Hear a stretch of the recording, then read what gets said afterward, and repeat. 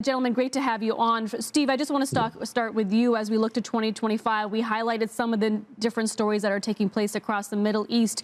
What would you say is the most pressing geopolitical issue across the region right now?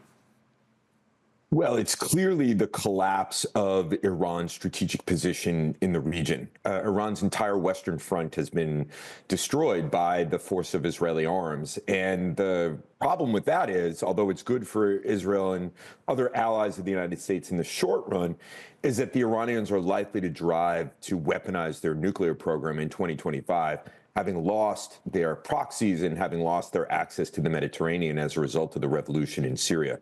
That's going to be a major challenge for the Trump administration, as well as America's partners in the region. I think it's going to be one of the stories that will dominate this coming year. So then, Stephen, no signs of a ceasefire under President Trump when he takes office on January 20th in Israel with Gaza and other partners? Well, I mean, there has been reportedly some progress recently. The major damage that the Israelis have done to Hamas has forced Hamas into a somewhat more compromised position. They have now said that they will accept the presence of Israeli troops in the Gaza Strip during the ceasefire. However, they've failed to come up with an adequate list of hostages. On the Israeli side, Prime Minister Benjamin Netanyahu's coalition partners are opposed to a ceasefire, and they hold the cards to government stability there. So there doesn't seem to be, despite President-elect Trump's demand for a ceasefire, we seem to be back at the same kind of obstacles to a ceasefire that have existed for many months prior to this moment. So, John, you follow the flow of energy, the demand-supply imbalance. How do you react to what Stephen just said? Well, I think 2025 is going to be the year of Iran. I'm not sure that that regime will be with us at the end of 2025. There's a lot working against it, as Mr. Cook just referenced. The Iranian defenses have been degraded terrifically by the Israelis in these last round of attacks. So it puts Iran's oil supplies to the globe, in jeopardy once again. And that is one thing I do think is going to be a feature in the early days of the Trump administration, is the renewed maximum pressure on Iran, which will include and target its oil exports. It's several million barrels a day. There's been really a blind eye turned to that supply by the globe. Iran has pushed it out mostly to China, somewhat to India, just like the Russians have done with a terrific dark fleet of almost like pirate-type ships that sail around and turning off their transponders and doing things like that. We will miss that supply. And while all the focus on the Trump administration right now is, drill, baby, drill, watch out for sanctions, baby, sanctions on Iran and others that could crimp supplies and more than offset any of the hoped-for gains out of U.S. producers. So sanctions, tariffs, I imagine that puts more pressure on countries like India and Russia that work with Iran. Stephen, any signs of certain countries across the Middle East that will be more of an ally to the U.S. under President Trump?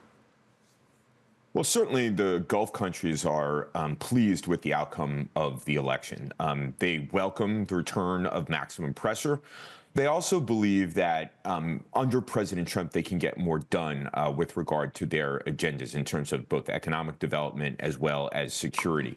President Trump tends to run the U.S. government much like the way Gulf countries leaders run their countries. 5 people doing business over WhatsApp. And that's something that's very familiar to them. And they welcome the quick decision-making that affords them, as well as I said before, what they perceive to be a stronger security presence of the United States. John, how do you think about a stronger relationship between the United States and Israel and how that could change the energy complex, maybe not here, but overseas? Well, I think it's definitely going to be another reordering here. And look, if we can somehow straighten out the situation with Iran and assure that their oil will flow, then it's OPEC Plus that has a problem on its hands in terms of incremental supplies coming out of not just the U.S., other countries like Guyana and even Libya, for that matter, but more oil out of Iran, more oil out of UAE. All of a sudden, you're looking at an oil price scenario that's appreciably lower than where we are. So this is one of these years that we're coming into here, 2025, where you could easily make an argument for sub $50 oil, SEMA, or $100 oil, depending on how this all breaks. So it's really got it's going to be a market on tenterhooks throughout 2025 here as this plays out. Stephen, what's China's role in all of this, whether it's funding adversaries of ours or creating strategic competition? Yeah, I think it is mostly about creating strategic competition, and by funding adversaries and keeping the United States bogged down in the region so that there are less resources for Washington to use in East Asia and keeping the Taiwan Strait open. We see that very, very clearly in the Red Sea with the situation with the Houthis, where the Chinese have cut a separate deal with the Houthis to keep their shipping safe through the Red Sea, while others require American and allied forces to protect that shipping. That continues to keep the United States in the region in ways that are beneficial to the Chinese as they advance their agendas in other parts of the globe.